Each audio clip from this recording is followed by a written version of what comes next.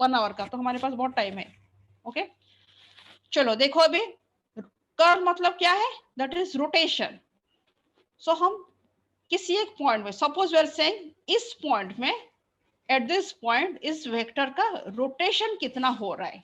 सो rotation देखने के लिए हम क्या निकालेंगे, उस वेक्टर का डेल क्रॉस ए निकालेंगे। ठीक है, अगर वो डेल क्रॉस ए वैल्यू जो भी आता है अकॉर्डिंगली हम कह सकते हैं फिजिकल मीनिंग क्या है, that is how much the vector A curves around the point और it is rotates around the point, rotates around that point. So that is known as the curl operation. ठीक है, उसका rotation को दिखाने के लिए हम जो दिखाते हैं, रोटेट हो रहा है मतलब ये देखो वेक्टर के फॉर्म में उसको दिखा रहे हैं, ये कितना रोटेट हो सकता है। So that is known as the curl operation. ठीक है, एंड इसको हम रिप्रेजेंट कैसे करेंगे, by means of del cross A. इसको डेल क्रॉस ए लिख सकते हैं या फिर कर्ल ए भी लिख सकते हैं, CURL कर्ल स्पेस देके A, that is also known as the rotation of A और curl A. Del cross A भी लिख सकते हो, डेल क्रॉस ए लिखो या कर्ल ए लिखो, दोनों का मतलब सेम है। सो डेल क्रॉस ए का वैल्यू क्या होगा, i j k then del by del x, del by del y, del by del z, x A y A z. इसको निकालो अभी क्या आएगा, मैंने इसको निकाला नहीं, पूरा लिखा नहीं, डिटरमिनेंट का सॉल्व करो, क्या आएगा, आई डेल बाय डेल क्या आएगा, I into del by del Y A Z minus del by del Z A Y plus J into ये प्लस के इंटू सिस्टिंग। सो रिजल्टेंट क्वांटिटी क्या आएगा, will always get a vector quantity. ठीक है, ठीक है, so we can say that the resultant quantity whenever this del operate on any vector by means of this cross product, then that operation is known as your, that operation is known as curl, and the resultant quantity is always a vector quantity. That is, we can derive a vector field from a vector field. यहाँ पे vector को हम vector field से derive कर सकते हैं। ठीक है, समझ में आया बच्चे यहाँ तक? यस मैम आ गया। Yes ma'am. अब हाँ, जैसे सोलिनोइडल लिखा था यहाँ पे और एक चीज लिखो, that is known as your irrotational vector.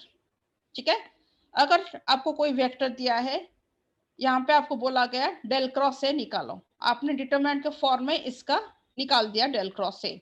अगर if you are getting del cross A equals to 0, that is if curl of any vector is equals to 0, then the vector is said to be irrotational vector. ठीक है, वो vector क्या है, that is said to कि ये rotation दिखा रहा है। अगर कोई वेक्टर जिसका कर्ल 0 है, then that is said to be a irrotational vector. जैसे सोलिनोइडल इरोटेशनल, ये दोनों आपका साथ साथ आ जाते हैं कभी कभी किसी एक वेक्टर के लिए। ठीक है, इसका सिग्निफिकेंस भी बहुत कुछ है, बाद में इसको डिस्कस करेंगे, वेक्टर के फॉर्म में भी कुछ कुछ आ जाता है। ठीक है, पहले आप बेसिक समझ लो, दिमाग में रहे कि चीज इजी है, ये चीज हो सकता है आराम से। ठीक है, तो लिखो ई रोटेशनल वेक्टर, इसको हेडिंग देके हाईलाइट करके लिखो, what do mean by irrotational vector, if curl of any vector is equals to 0 or if del cross A equals to 0, then the vector A is said to be irrotational vector.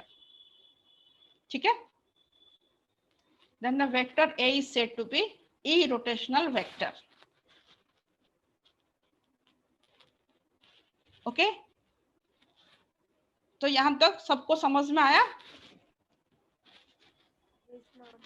हाँ बच्चे, जो बच्चे लिख भी नहीं रहे हो, बहुत बच्चों ने अभी लेट ज्वाइन किया है, पर आप ये सब चीज को लिख लो, क्योंकि मैंने अभी नोट्स भी यही चीज ही मैंने शेयर कर दिया आपका एपी ग्रुप में। ठीक है, आप उससे भी देख के इसको कर सकते हो, बहुत बेसिक चीज है पर बहुत जरूरी है इसको समझना।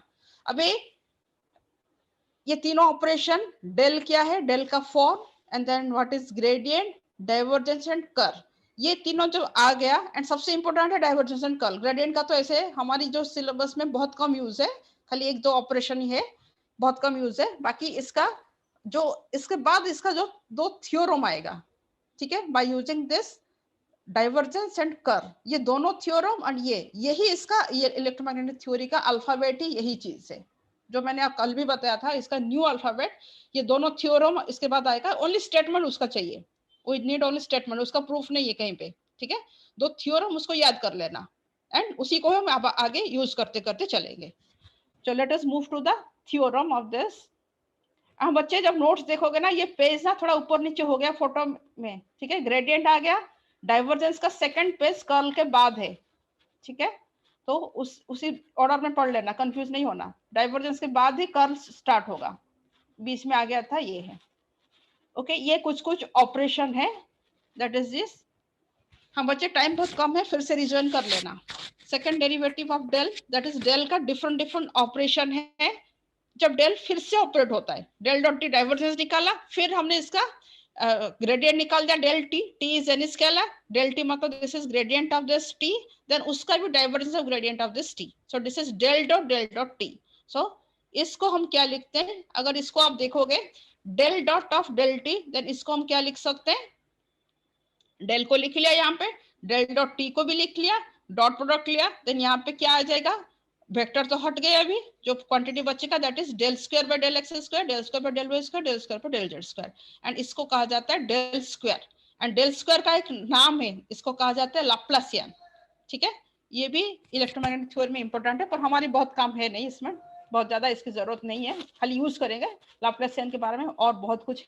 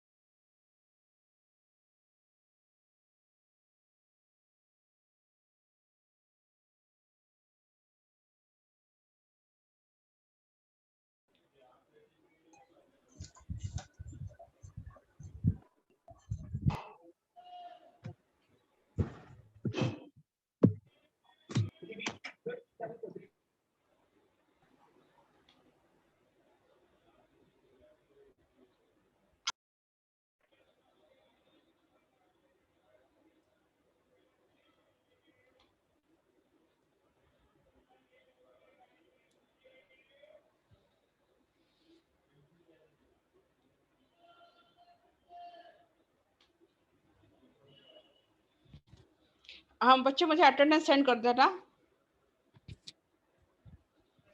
मैम करती। कर दिया, गुड। हाँ बच्चे,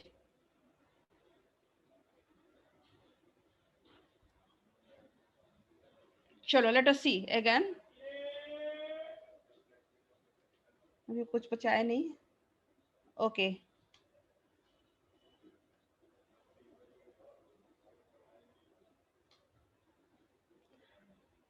okay, now let us see this thing.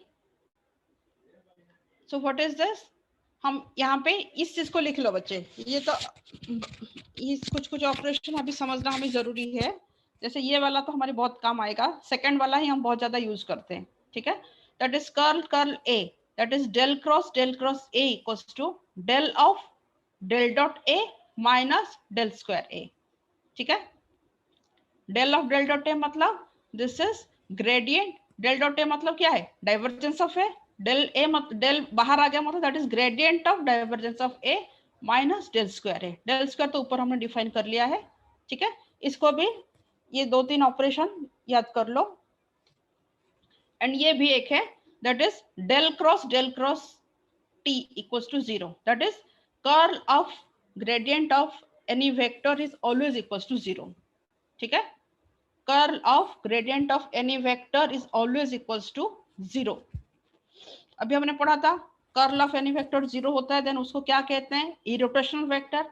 So any vector which is irrotational that is curl of a equals to 0, then a is said to be irrotational, then this a can always represented by gradient of a scalar quantity। अगर जिस vector, the vector whose curl is always 0 that is said to be an irrotational vector, then that vector a can always represent in terms of a gradient of any scalar quantity, that is a can be represented as grad phi, gradient of any scalar quantity phi। ठीक है, तो आपको खाली इतना ही लिखो, del of del det d equals to 0, that is curl of gradient of any vector equals to 0 और del cross del t equals to 0। ठीक है, similarly divergence of curl of any vector is always equals to 0। अगर कोई vector का आपने कोई vector a random, you can take pick any vector, कोई एक वेक्टर ले लो आई जे के फॉर्म में, ठीक है, उसका कर्ल निकालो, देन फिर उसका डाइवर्जेंस निकालो, will get that quantity equals to 0। ठीक है, that is divergence of curl is always of any vector is always equals to 0।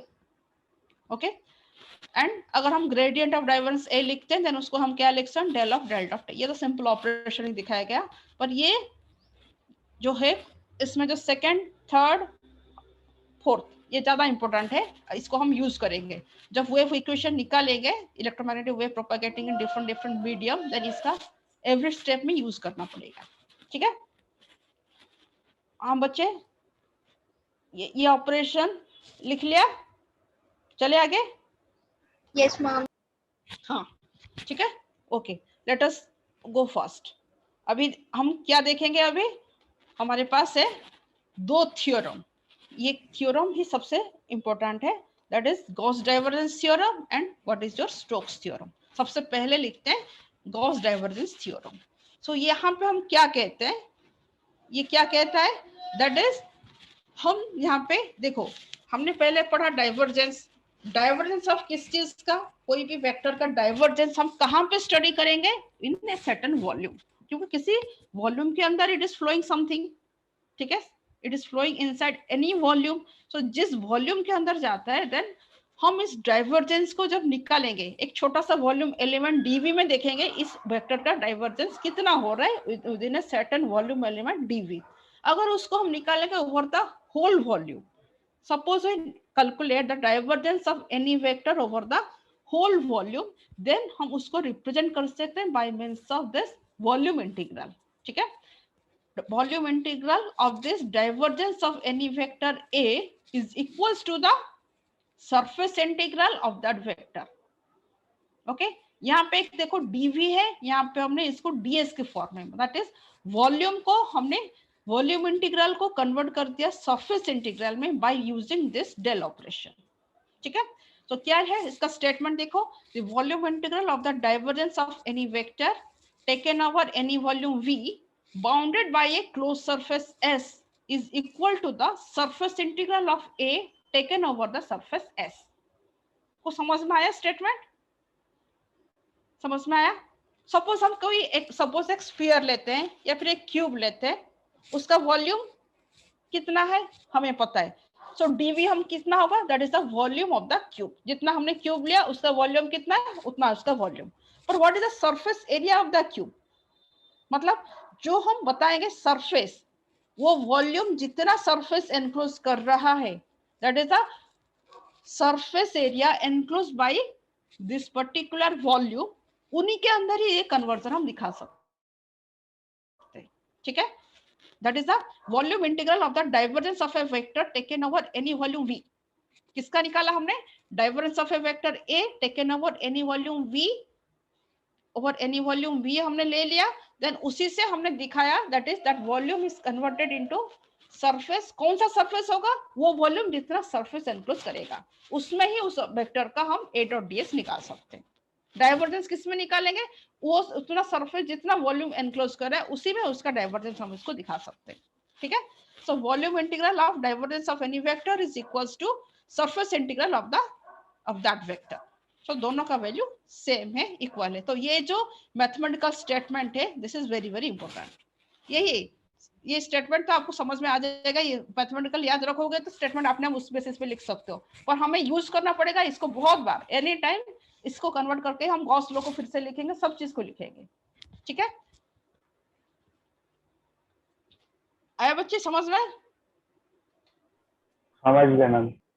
Yes, ma'am ma'am. एक बार इसको दोबारा बता दो। हम इसमें देखो, फिर से इसको देखो, इसमें हम क्या कहते हैं, divergence of any vector.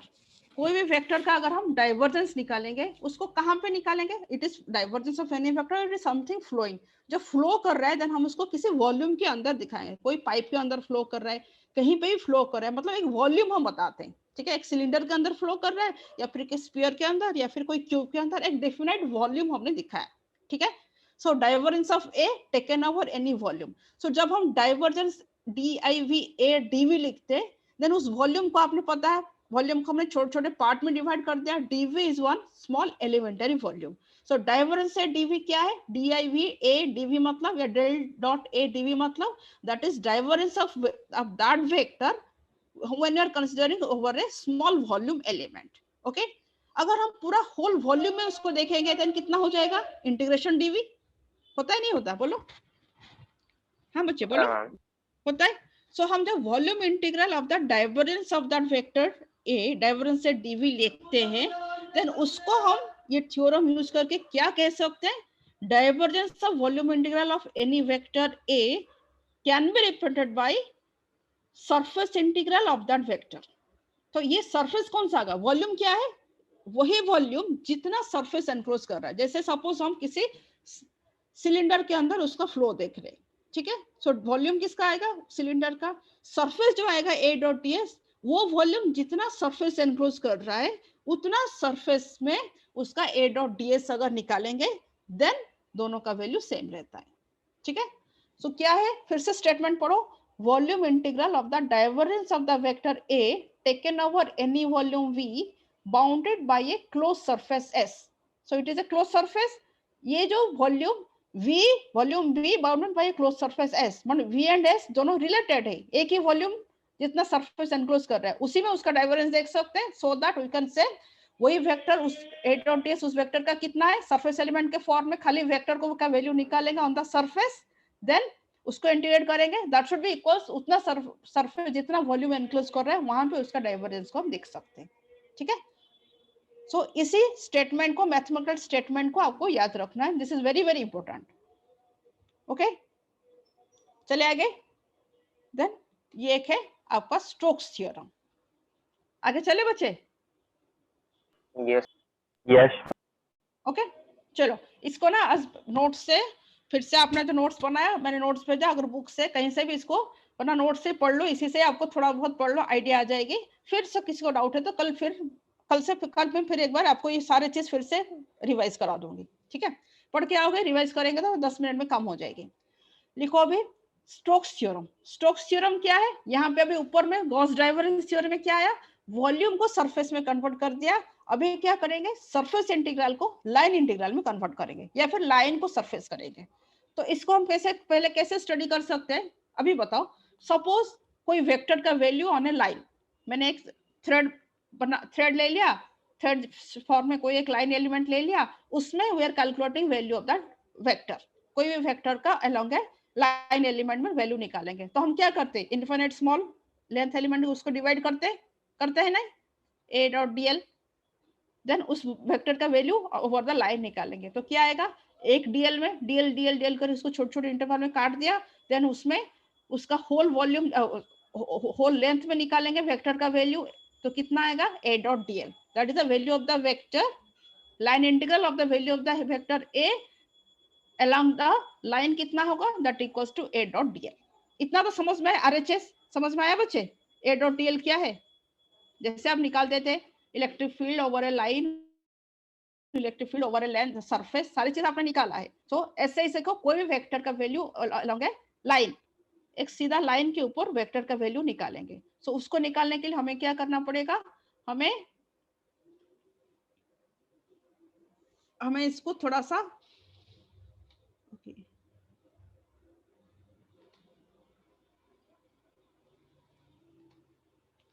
Okay तो हम उसका वैल्यू को, इस लाइन इंटीग्रल का वैल्यू को, वेक्टर का वैल्यू ओवर दैट लाइन निकालेंगे। तो हम क्या करते हैं, छोटे छोटे लाइन एलिमेंट डिवाइड किया, फिर इसको इंटीग्रेट कर दिया, तो we are getting a line integral A dot dl integration.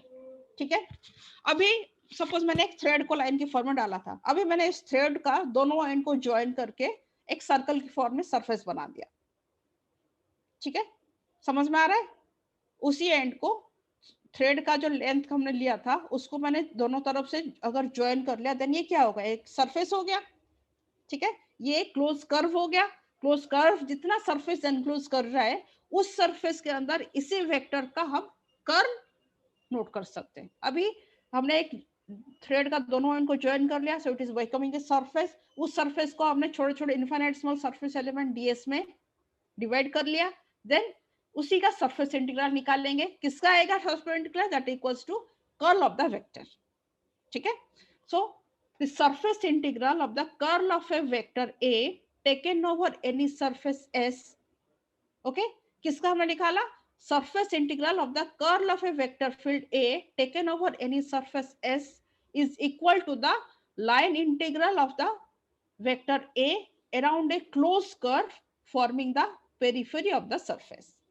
ठीक है, सो यहाँ पे देखो, जैसे वहां पे बोला था उतना वॉल्यूम जितना सरफेस एनक्लोज कर रहा है, यहाँ पे उतना लाइन एलिमेंट जितना सरफेस एनक्लोज कर रहा है। ये लाइन है, यहां से यहां तक हमने एक लाइन बना दिया। ठीक है, सपोज हम यहाँ पे यहाँ से यहाँ तक एक लाइन बना दिया। ठीक है, यहाँ से यहाँ तक एक लाइन बना दिया, एंड उसी लाइन को अगर हमने, इसी लाइन को मैंने, बताओ ये इसका जो लाइन यहाँ से यहाँ तक, इसको मैंने दोनों एंड को सपोज यहाँ पे ज्वाइन कर लूंगी, देन मुझे क्या मिलेगा, यहाँ पे तो मुझे मैं दिखा नहीं सकती, पर मैं यहाँ पे क्या कह सकती हूँ कि ये एरिया हमें एक सपोज ज्वाइन कर दिया, देन ये हमें क्या मिला, यहाँ पे हमें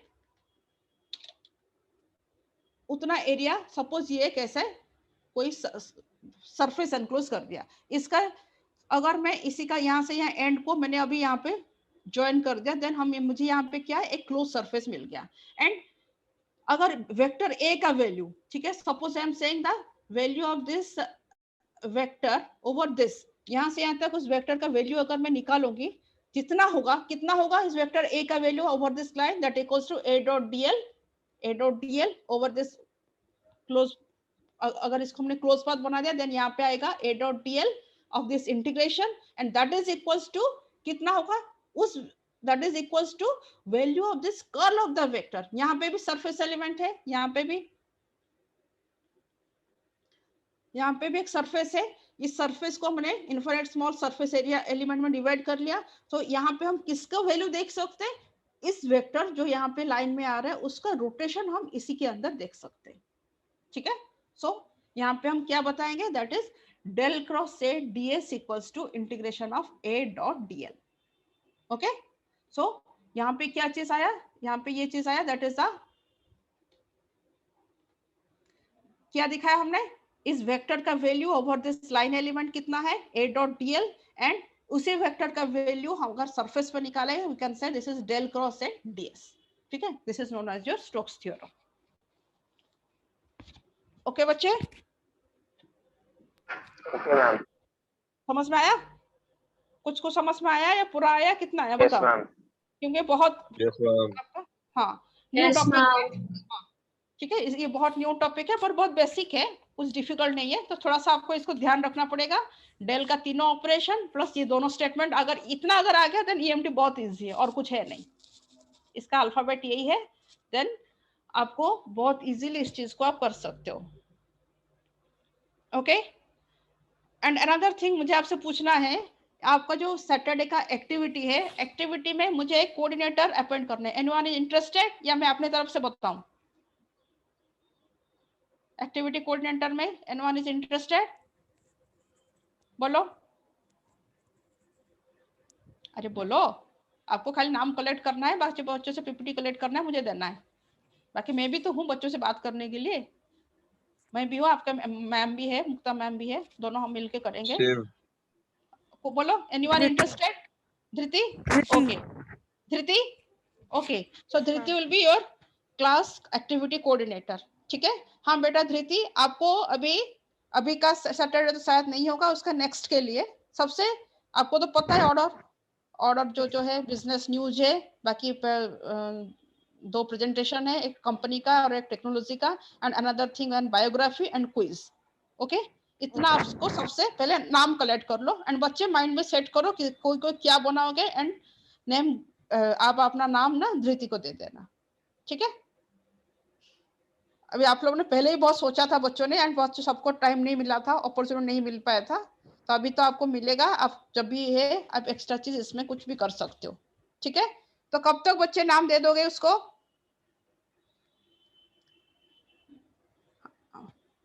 ओके, अरे बोलो कुछ। ओके ठीक है, धृति आप कलेक्ट कर लेना, सबसे नाम पहले कलेक्ट कर लो, कोई क्या क्या बनाएगा।